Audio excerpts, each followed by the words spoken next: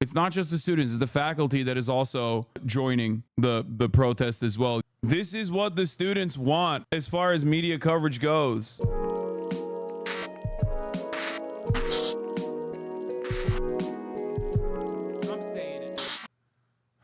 What the fuck is this? Breaking protest believe police storm the UCLA encampment imminent. Here's the plan for the protesters that were cooked up on Telegram. I'm unfamiliar with colored zones. They didn't exist when I was in the camp. I assume they were formed last night. Does UCLA LAPD headquarters know?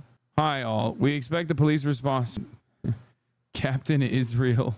Hi all. We expect the police response by 6 p.m. or shortly after. All intel is pointing towards a sweep, but there's no need for panic, just reasonable caution. We are no longer differentiating between pink and red.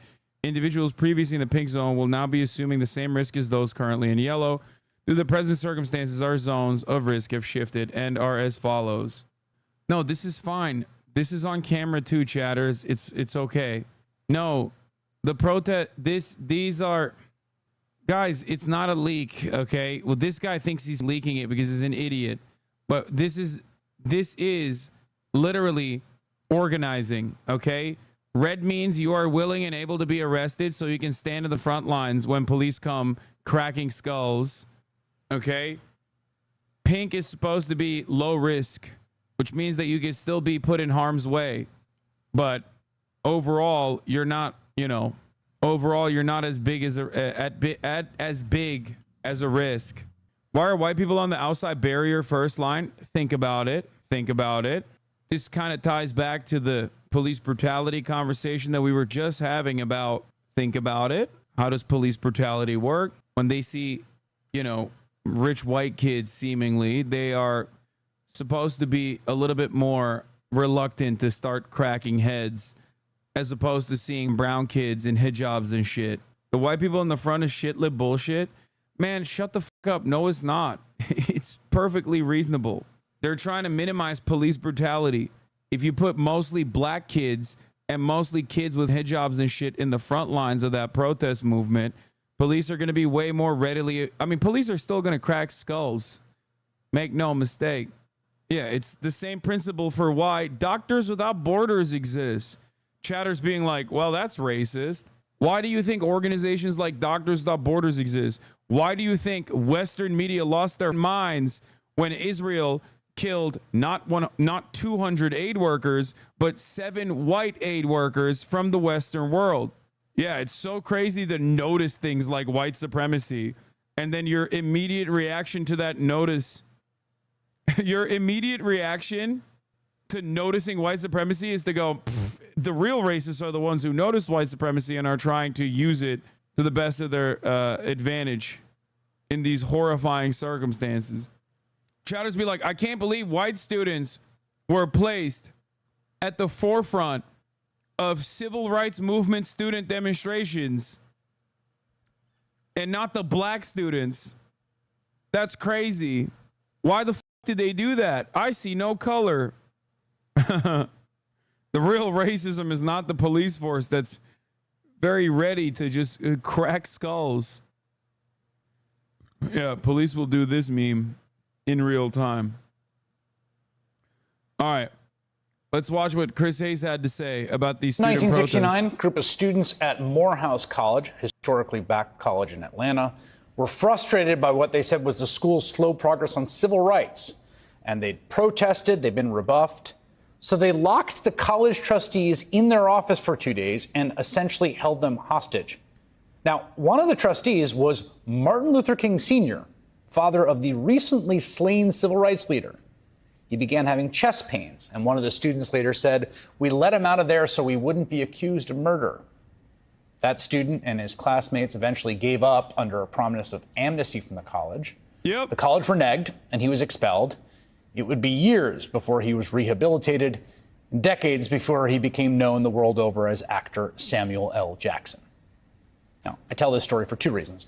One, to remind us that college activism has long been a part of college education. The other reason, though, is to get a sense of proportion. Pretty sure they had guns, too, by the way, at Morehouse. Just saying, like, straight up. Which seems lacking today. As we watch the disturbing imagery emerge from campuses at Columbia, UCLA, University of Texas, University of South Florida, so many others, where cops, or in some cases mobs, took down pro-Palestinian student encampments and protests, as well as professors and journalists and just random bystanders.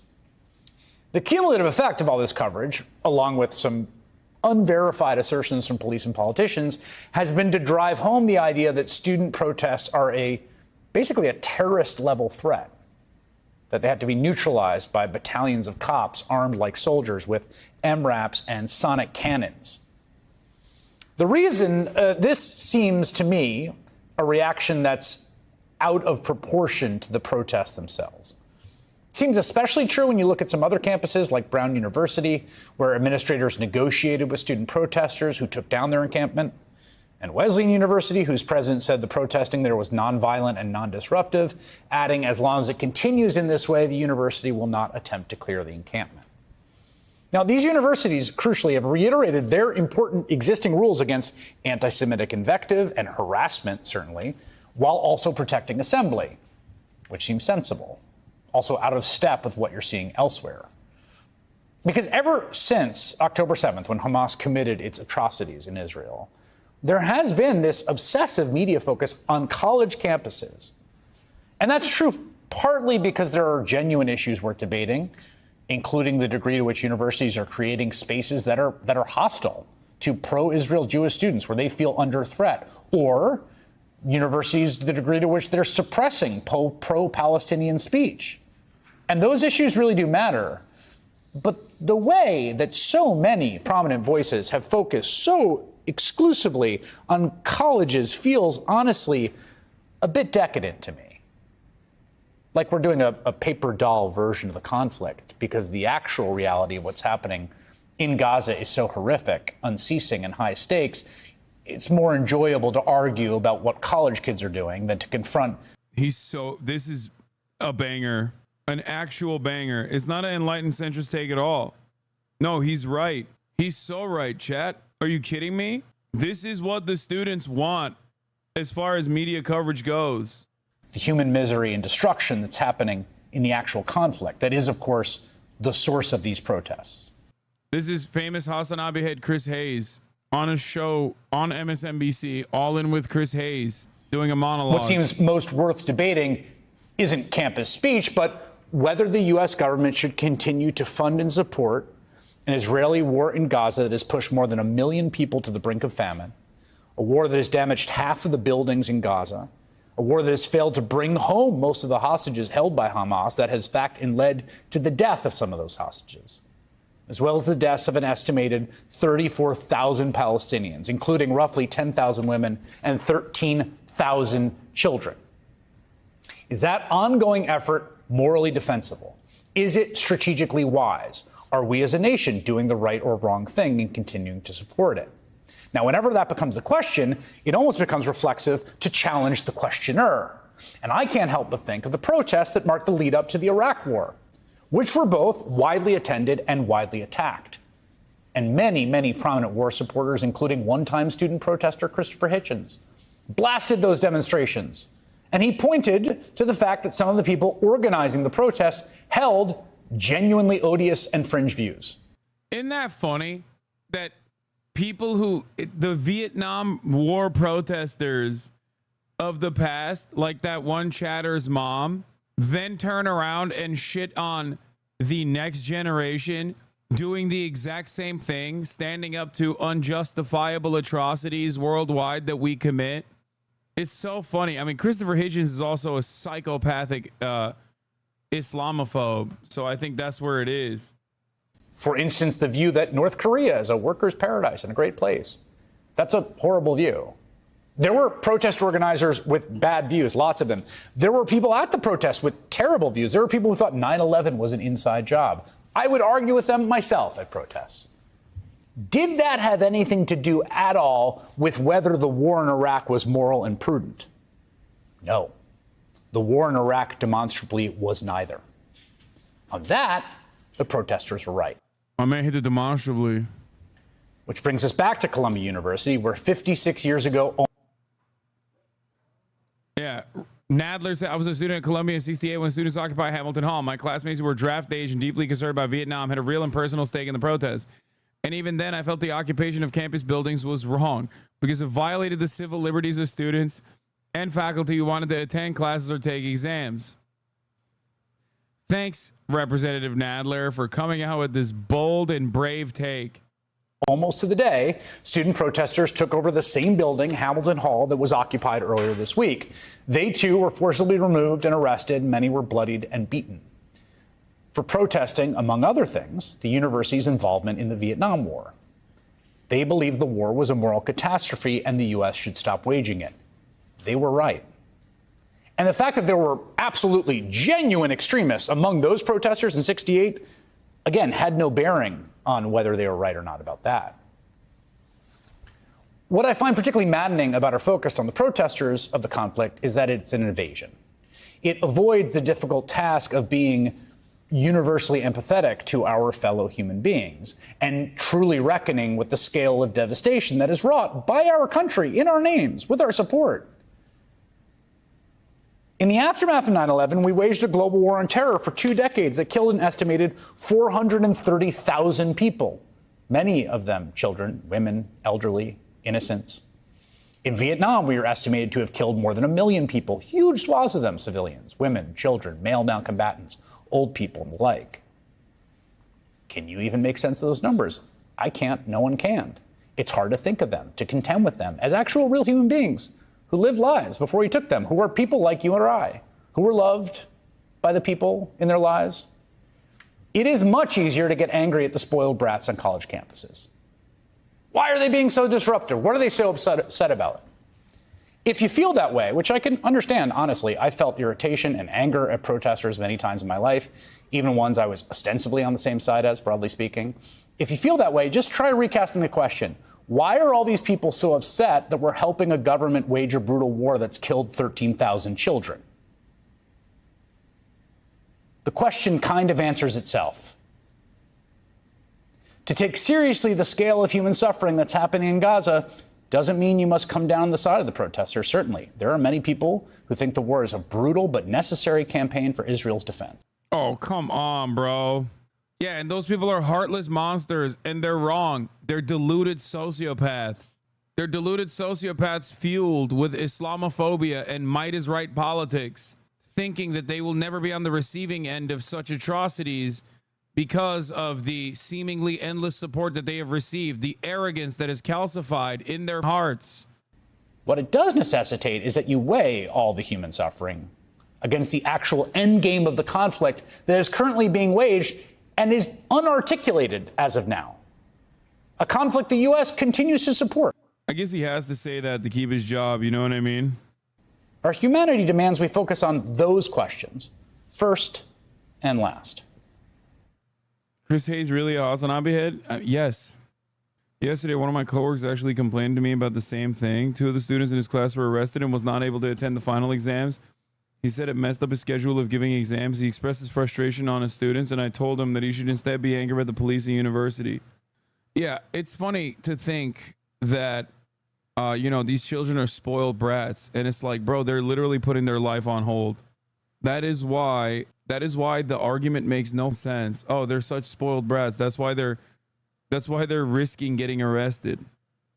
Northwestern University, like Brown and several other elite schools, ended their encampment protest by agreeing to an extremely milquetoast set of policies. In response, the ADL Stand With Us and the Brandeis Center have demanded that Northwestern's president resign, along with a particularly unhinged statement. For the last 7 months, Jewish Northwestern students have been harassed and intimidated by blatant anti-Semitism on campus, worsening since October 7. Yesterday, President Schill signed an agreement with the perpetrators of that harassment and intimidation, rewarding them for their hate. For days, protesters openly mocked and violated Northwestern's code of conduct and policies by erecting an encampment in which they fanned the flames of anti-Semitism and wreaked havoc on an entire community. Their goal was not to find peace, but to make Jewish students feel unsafe on campus. President Schill gave them a seat at the table and normalized their hatred against Jewish students. It is clear from President Schill's actions that he is unfit to lead Northwestern and must resign. President Schill capitulated to the hatred and bigotry and empowered and emboldened those who have used intimidation, harassment, and violence to achieve their ends. It's just like the constant arrogance and babying, dude. It's literally It's like, wham. If you don't let me do a genocide, then guess what? I'm going to be really angry. Okay? If you don't let me do a genocide, then actually you must hate Jewish people. Like, I'm pretty sure, I don't know about Schill, but I'm pretty sure the president of Brown University is literally, is also Jewish. But, and plenty of the students on the anti-Zionist side that are making these demands are Jewish in both Northwestern and also Brown. But of course, doesn't matter. Schill is also Jewish. Yeah. There you go. It's just so crazy, dude. And like, I can't believe you're capitulating to these Jew-hating terrorists, these Arab dogs. Please. Yeah, this was a funny change in the abstract, but this is from 2 days ago. Pro-Palestinian student activists, many of whom are Jewish, taken out of the byline. Pro-Palestinian student activists say their movement is anti-Zionist, but not anti-Semitic. It is not a distinction that everyone buys. Why did they take out the many of whom are Jewish? Oh, by the way, here's some updates. I was going to talk about this because I've been in contact with some of the student activists, some of the organizers. Okay. Update from UCLA organizers. They're gathering officers' laws, trying to get a number of CHP, and may attempt to clear the encampment today. Also, UAW 4811 is planning on showing up en masse at 7 p.m. Pacific on UCLA campus. Also, another update, UCLA canceled classes today and declared the encampments illegal. Faculty were threatening to strike today. They're currently in an emergency meeting to see how to respond to last night's situation and things as they progress. UCLA encampment is currently on total lockdown. I can only come in and support if I know someone inside the encampment or if I'm just dropping supplies off. Supplies can be dropped off at the New Fowler Museum stairs by parking lot 5. I'm currently working on facilitating. I'm currently working on talking to the student organizers to see if I can attend as well. How many Jewish protesters are there? Do we have any data? I constantly get attacked by my Jewish friends that these protests are anti-Semitic, which is wild. I mean, I don't know if there's currently any kind of hard data on how many of the protesters are Jewish, but there's definitely a lot of Jewish anti-Zionists at that protest. I talked to many of them when I was there. They say the encampment is illegal, but nothing about these actual crimes that we saw. Admin at UCLA canceled the classes today. Faculty are calling for a strike in support of students tomorrow. The way our students were left completely unprotected is shameful. This is an assistant professor at UCLA of Asian American Studies Department, Noor Judah.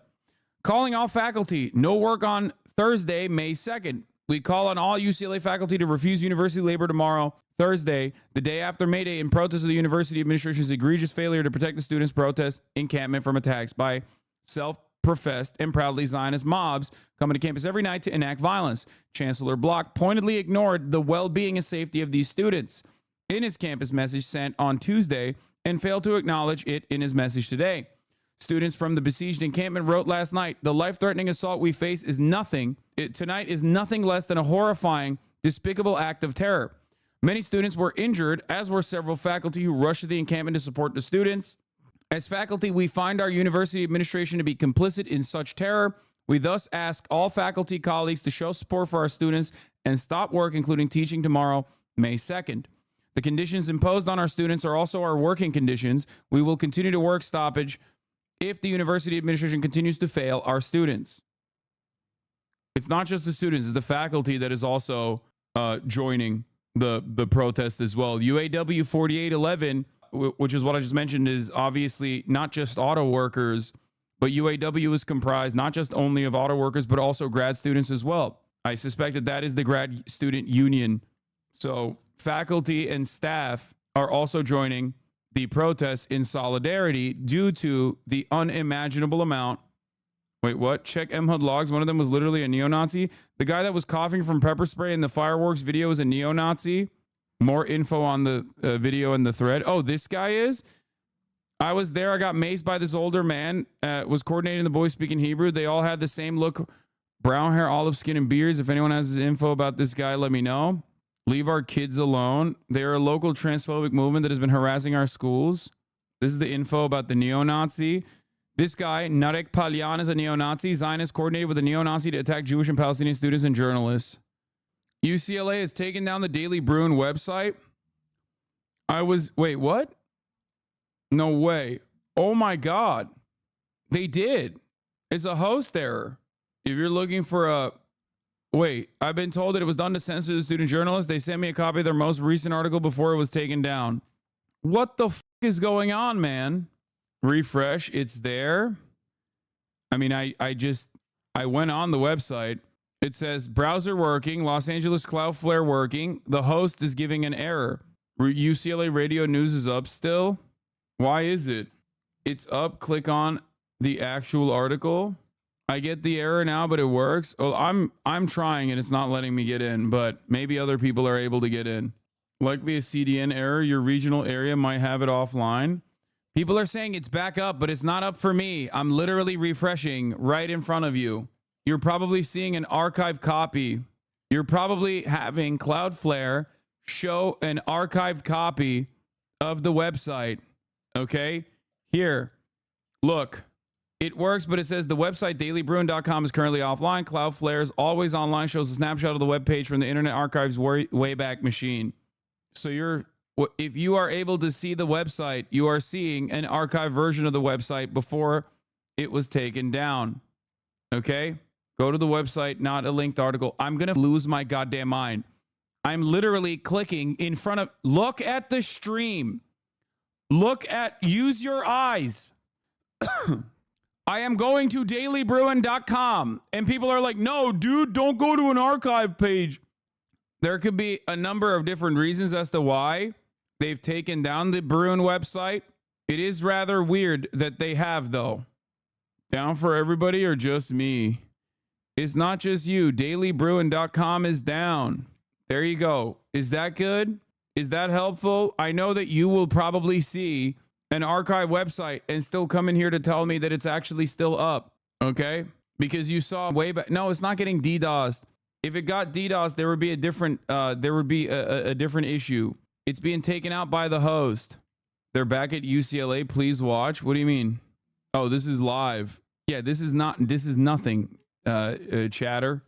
This will get minimal coverage? No, it won't. And it's not. It's actually getting not minimal coverage, but a decent amount of coverage, at least on LA Times. As I showed you, UCLA cancels classes after counter-protesters violently attack pro-Palestinian camp. There's no uncertainty here, okay? This is very clear-cut. Very clear-cut. They're just straight up saying that the pro-Palestinian camp was violently attacked by counter-protesters, and they are in the wrong. The reason why they're doing this, the reason why they're openly showcasing this is because this is beyond the pale, okay? It's beyond the pale. It is such an obvious instance. It is such an obvious, gross Nazi action against peaceful demonstrators that even the LA Times is not going to cover it with uncertainty. Of course, other national dick riders of Israel, like the New York Times, will still say police officers respond as clashes erupt at UCLA encampment. The university called in law enforcement officers to help after horrific acts of violence occurred on campus Tuesday night, an official said. Violence broke out as counter-protesters attempted to pull down barricades at a pro-Palestinian encampment. Violence didn't break out. They brought the violence. They were being violent. Oh, editors. UCLA's complicit in violence injected upon protesters failed to protect students by the editorial board of the Daily Bruin. This was the article that UCLA is censoring by the Daily Bruin editorial board. Here it is. Here's I downloaded the article. It began with ear-piercing screams of wailing babies loudly emitting from speakers. Counter-protesters tearing down the barricades, laser pointers flashing into the encampment, people in masks waving strobe lights, tear gas, pepper spray, violent beatings. Fireworks sparked at the border of the encampment, raining down on tents and the individuals inside. At around 5 p.m. yesterday, Chancellor Gene Block sent an email to the UCLA student body claiming the security presence of the area had been increased. That was not visible in the midst of the escalating violence. And even with the security present, there was no mediation far into the night. UC President Michael Drake expressed support for Block's decision to declare the encampment unlawful Tuesday evening, adding that action was needed when the safety of students was being threatened. And yet, in spite of official statements from the university and the UC, we witness little being done on the university's part to ensure the protection of students who exercise their rights. Mary Osako, Vice Chancellor of UCLA Strategic Communications, released a statement at 12:40 a.m. acknowledging the violence, adding that the fire department and medical personnel were involved. This came after a source in the encampment told the Daily Bruin that at least 5 protesters have been injured. Wait, hold on. I got to get March. I'm trying to see if we can go there, and I'm trying to see if we can get microphones this time so there's like better sound. Also, I posted this earlier today. In America, if you don't say you love Israel, either the police will beat you directly or they'll wait around and watch as fascist gangs do it on behalf of the state. Okay, when random motherfuckers come on campus to beat up students, but when students bring people, that's a no-no. No, it's no, obviously I'm not going to randomly go there. If I go there, it will be with the students, and we're currently working on it.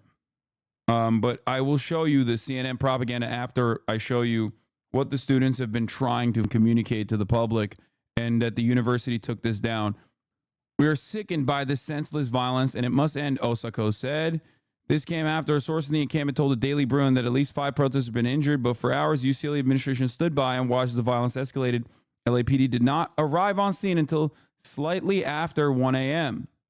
Once Los Angeles Mayor Karen Bass sent them in assistance at Block's request. Daily Bruin reporters on the scene were slapped and indirectly sprayed with irritants. Despite also being students, they were offered no protection. The world is watching. As helicopters fly over Royce Hall, we have a question. Will someone have to die on our campus tonight for you to intervene, Gene Block? The blood would be on your hands.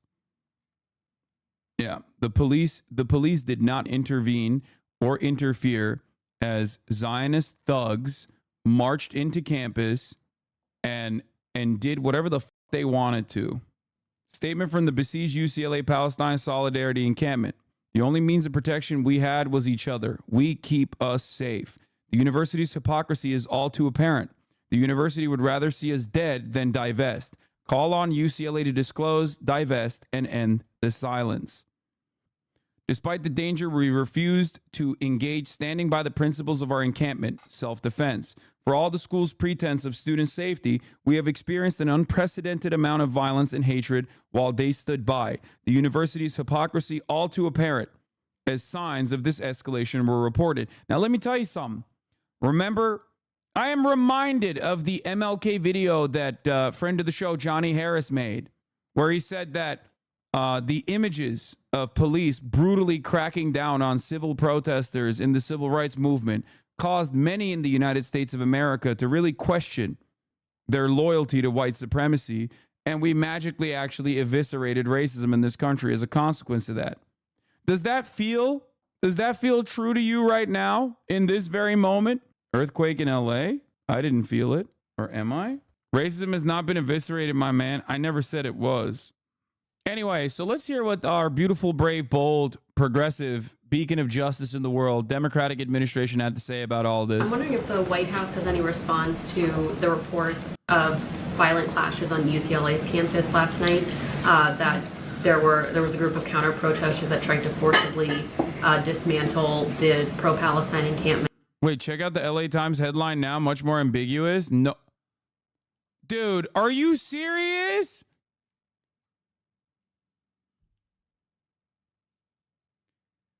Well, consent is manufactured, everybody, right before your eyes.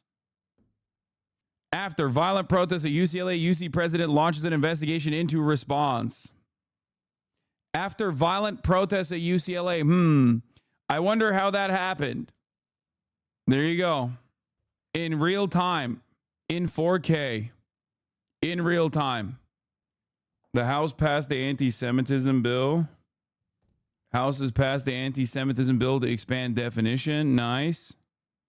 I did. I added LA Times. Do you read any newspaper regularly? I read all newspapers regularly. And the clash that resulted afterwards. So look, what I can say more broadly, any form of violence, we are going to denounce, we're going to call out violent rhetoric, any type of violence. How is there a hater comment 5 seconds after you just tweeted? Yeah, they're dedicated, man. They're committed, dude. They're committed. So many. The Morning Joe Clips community note got removed. Wait, what? Why did they remove the community note stating that these are chains that are readily available by the campus safety? That's crazy. We haven't even covered that yet. We'll talk about it in a second. We have to call out. That doesn't change anything. We're going to continue to do that. Thanks for calling out the violence. Who's doing the violence? We're just going to call out the violence. Anyway, Dana Bash. Let's talk about Dana Bash's psychopathic propaganda here, okay? Claiming that at the top of the hour there isn't a 3-minute ad break, which there is, for the record. And if you no longer want to see those ads, all you need to do is subscribe, for the record, for $5 or for free with a Twitch Prime by connecting your Amazon Prime account to your Twitch account, where you get 1 free Prime subscription a month. Here's the 3-minute ad break now. Are we still yelling at you about Cuba? No, I put my information down. Start with destruction, violence, and hate on college campuses across the country. How much you want to bet she's not talking about the destruction, violence, and hate that pro-Palestinian students are subjected to on a regular basis, oftentimes by the state itself. Thank you, 34MKD50, for the 50 gifted subs. Yeah, Dana Bash, more like Dana Fash. There is a movement to radicalize young people, and I'm not going to wait until it's done and all of a sudden acknowledge the existence of it. This is a global problem that young people are being influenced by those who are professionals at radicalizing our children, and I'm not going to allow that to happen as the mayor of the city of New York. Many of these protests started peacefully with legitimate questions about the war, but in many cases, they lost the plot. Yeah, totally. They asked too many questions about the war, and we don't like that. They're calling for a ceasefire. Well, there was a ceasefire on October 6th, the day. Oh my God, I hate her so much. God, these people are such freaks, dude. Before Hamas terrorists brutally murdered more than 1,000 people inside Israel and took hundreds more as hostages. I'm wondering, as I'm watching Fox News right now, they are using the footage of the fireworks set off by counter-protesters and saying it came from the encampment. What the f do you do to defend against that? I mean, just show them the footage. I don't know what else to say other than the fact that it is a lie.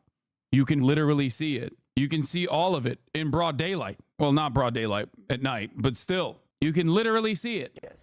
This hour, I'll speak to an American-Israeli family whose son is still held captive by Hamas since that horrifying day that brought us to this moment. There was no ceasefire on October 6th, dumbass. That ceasefire was still destroying Palestinian lives. It's not a real ceasefire under an apartheid regime.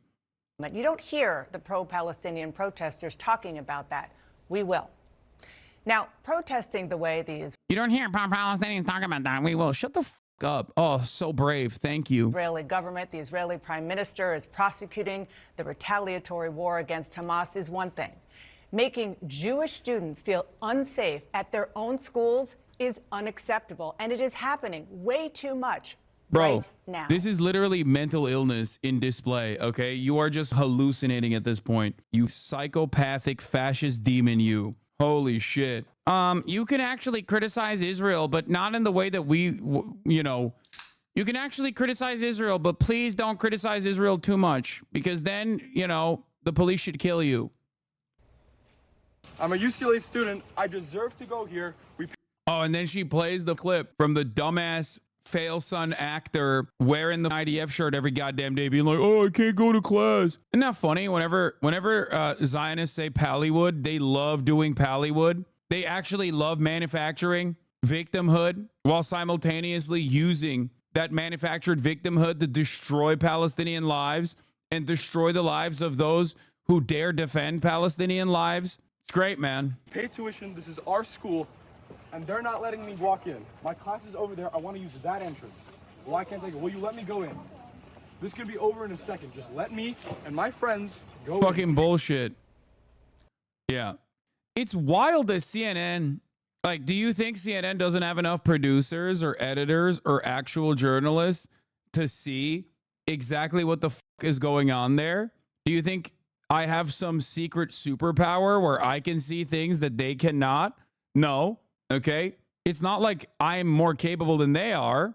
It's just that I'm honest and they're not. They're dishonest. She's holding back tears. She's Again, so... what you just saw is 2024 in Los Angeles. Shut the fuck up, you freak. God damn it. Here's another wonderful CNN. What? These protests are literally just trying to get a soundbite to go viral and seem like a martyr for zero effort. Like, sir, people's families and wives are up in the air. Nobody cares about this guy guzzling buckets of cum on camera by saying he can't walk to class. Yeah, I mean, that is precisely what that dude is doing. He's literally a TikToker, I think. They're literally, and it works because the media does. The media does literally take that one snapshot and go, see, they're telling Jews they can't go to class. It's not true at all. It's complete bullshit. He's trying to walk into the encampment, and he has been for 4 days, 5 days now. CNN, of course, doesn't give a shit about the context. We've seen it. What is this? Lauren Boebert attempts to rip down Palestinian flag that was draped over George Washington statue at the GWU campus.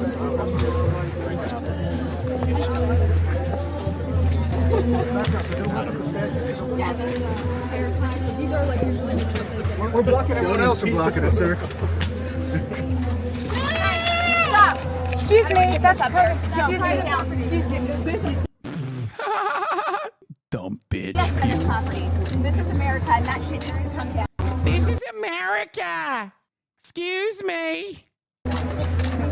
Weak ass. It is private property.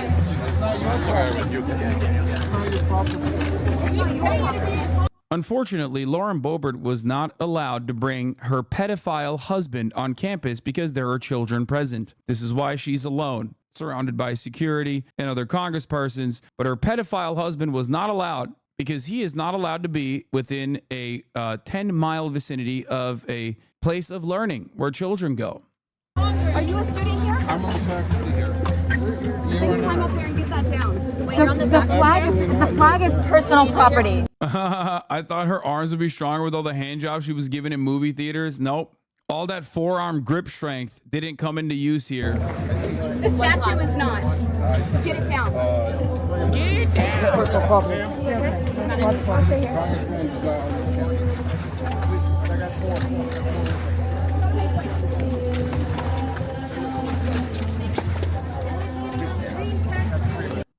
Zionists always demonstrate phenomenal arrogance and act like they own the place no matter what.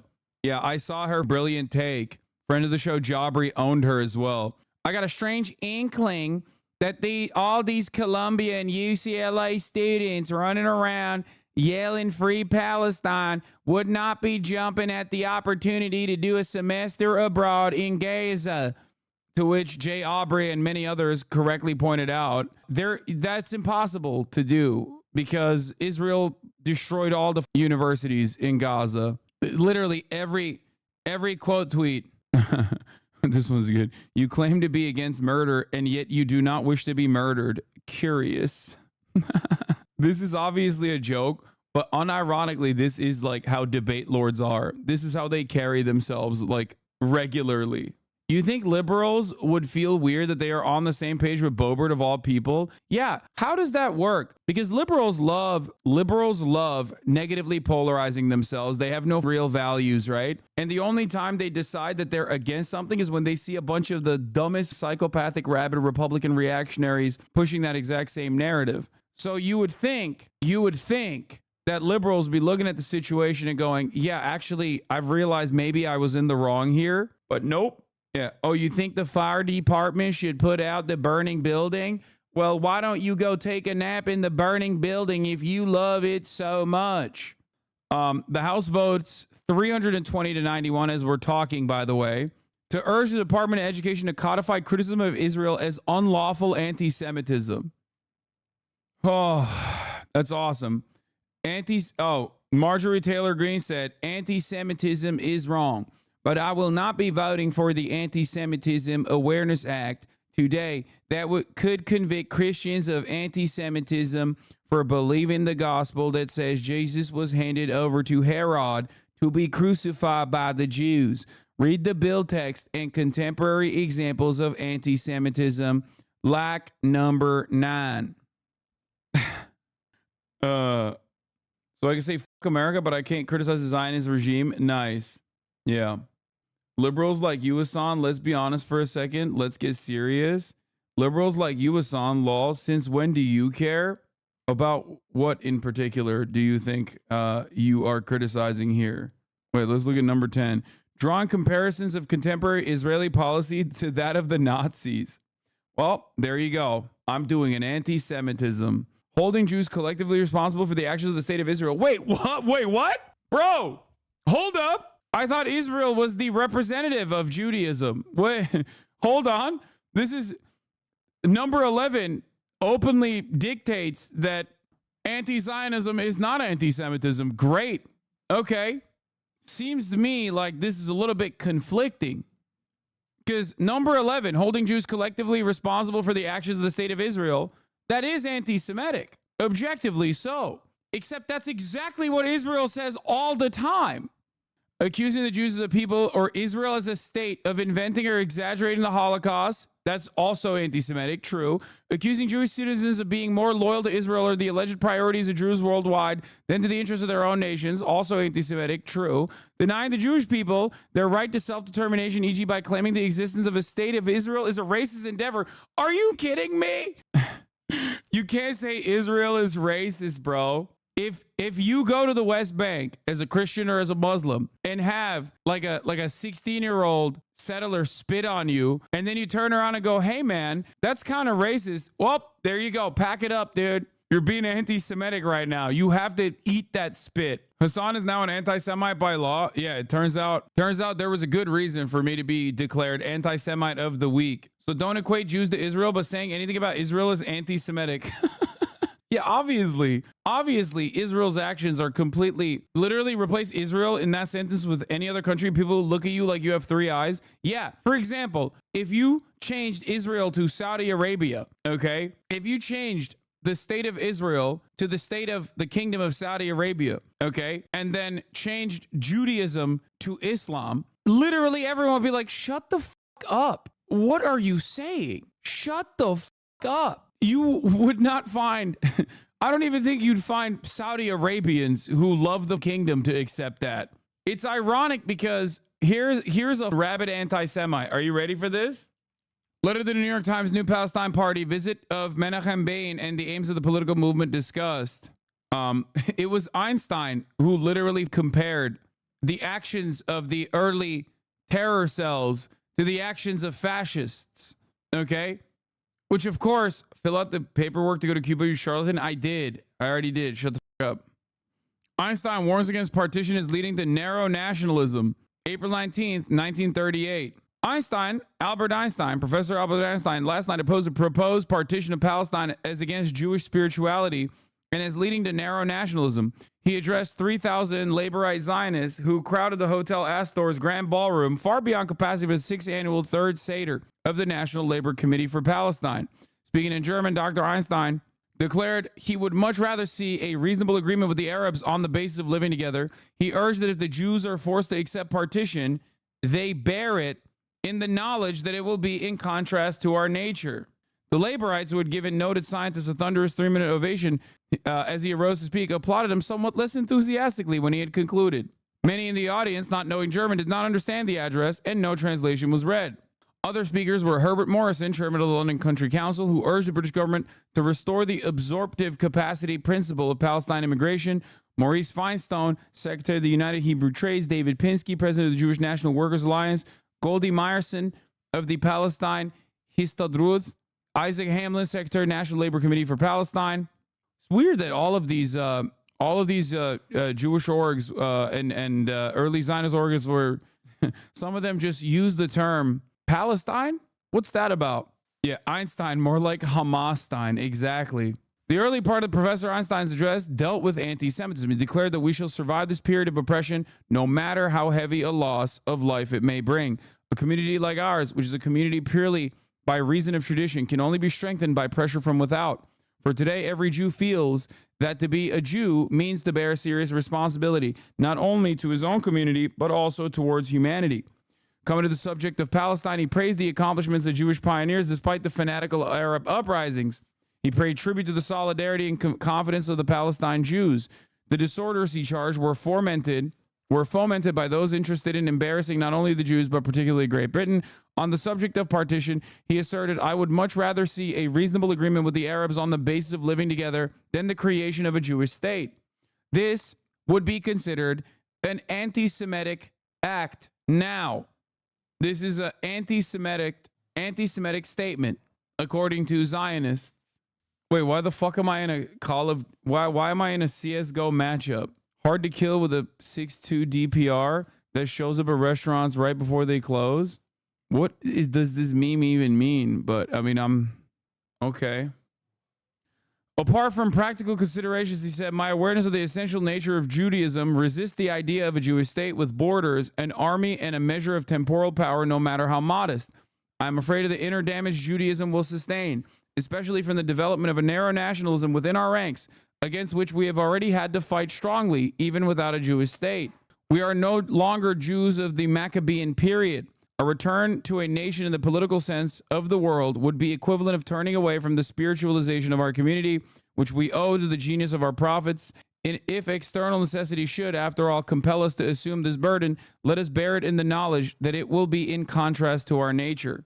Who is this guy? Seems smart. Yeah, he was a pretty smart guy, you could say. You know, socialist, smart guy. Definitely had enough foresight to warn against, these sorts of things happening. Condemning violence in our community from the UCLA chancellor. 16. Good morning to all of you. Some pretty stunning images coming to us overnight, Evan. We also are just learning at this hour that banners have been hung from the hall. They read Hind's Hall and Intifada. Hind is a reference to a woman who was killed in Gaza. A woman. Intifada, of course, a reference to uprising, violent struggles that Palestinians have had over the years against Israel. Woman. CNN's Casey Hunt referring to 6-year-old Hind Rajab, a woman killed in Gaza. Nice, man. Come on, guys. Come on, please. What are we doing here? 6 years old, man. Anyway, new.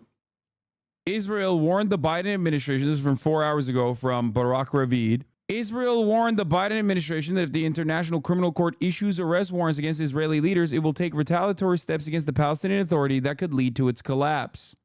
Here's Prem Tacker's translation. Israel is blackmailing America, its largest funder, supposedly the world superpower, to make it stop an international court from holding Israel accountable for war crimes, all by threatening to hurt the people it's accused of committing war crimes against even more. Nice. Thanks, guys. Well, can't do anything about it.